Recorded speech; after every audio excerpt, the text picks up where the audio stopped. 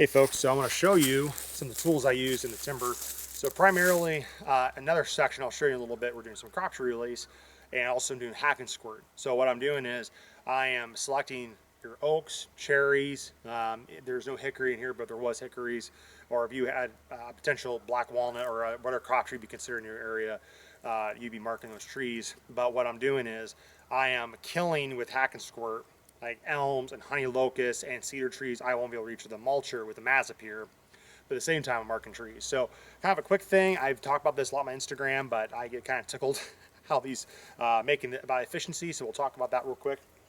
So this is a little paint can holder. You can get this from forestry supplies or Amazon for like $8. But what I'm doing is I just carry my Rust-Oleum spray can.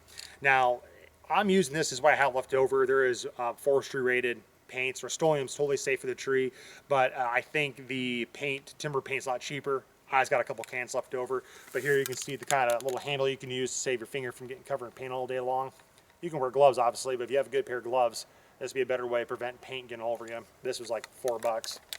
So that's what we do for that, but it's right on your belt loop. So when I'm trying to hack and squirt and also do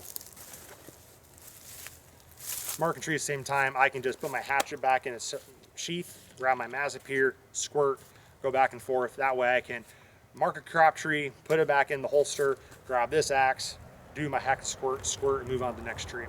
Now, like I said before, I'm primarily focusing on the more shade tolerant species, invasive species, like such as elm, your shade tolerant, ironwood, invasive. Well, I wouldn't call honey locust invasive, but it's probably not near that category for some folks. Or your Osage orange or white mulberry. Those ones I'm able to hack and squirt. But the trees that I consider beneficial to wildlife, like for example black cherry, oaks, hickory, we can just do a clean cut stump, or if it's a big enough tree, just girdle it, don't treat it. Those are all rich mineral sprouts to come back up for browse, but also you're telling that tree, hey, your time's not ready to be logged yet. We're going to set you back for a second, put you on the ground, create some good cover, some decent deer browse from the leftover canopy. Those sprouts come up, those are mineral stumps. Depending on your fire regime, that tree will come back today again at some point as an actual tree. But before we end this video, let's talk about the backpack. I think a really good backpack is super beneficial out here in the woods. This was $80 off Amazon. It's Carhartt. I got this primarily because it has a cooler in here, a little tiny cooler. Here, trying to also got a good little handy dandy pocket for your water bottle. If I can open you up nicely. I need Klaus to pause the video as I do this. So you can see in here, nice handy dandy little cooler. You can put your lunch in there. And that was extremely efficient. Before, when I first got into hack and squirt or any kind of crop tree release, I would just make a little base and go back and forth. Well, the backpack, if you're ready to eat and you need a drink of water, you can just plop your butt down, crack it open. Not a beer. Not a good idea to run beer around a chainsaw, all right? Well, some of you folks do. Anyway, let's call it Saturday. Anyway, you have a water ball on you too, just shimmy that off. It's hard to reach, you gotta take the backpack off, but that's okay. In here, where I usually keep my Mazapir or my other herbicides, you might go, this guy is an idiot for having his food and herbicide in the same thing. That's got herbicide in my hand. Wash that off really good later. Anyway, but what I do is with these herbicide bottles, I have a little plastic cap that's a twist-on cap I got from Uline. Twist that on, tape it sealed shut, and I put in a plastic bag. And so far, I did 15 acres this winter doing that, not a single problem at all. I wouldn't recommend doing that all the time either. But pretty much, if I had a day the herbicide exploded, we're just not gonna have food in this backpack or water ever again. But that's what I've been doing for now. But that to me has been pretty safe. But the next thing you can do, if you're just doing crop tree release or cut stump and you're not using any herbicides or don't need as much herbicide versus hack and squirt, I have little gas containers about a quart size. Sealable gas can. They're more of like a kind of a gas can used over Japan for like dirt bikes and motorcycles, where you put your water bottle out, they put their gas can out to keep on going with their motorcycle or dirt bike. So I have a couple of those in quart size bottles of steel bar oil, put that in there, and I can just run all day long. My base goes with me.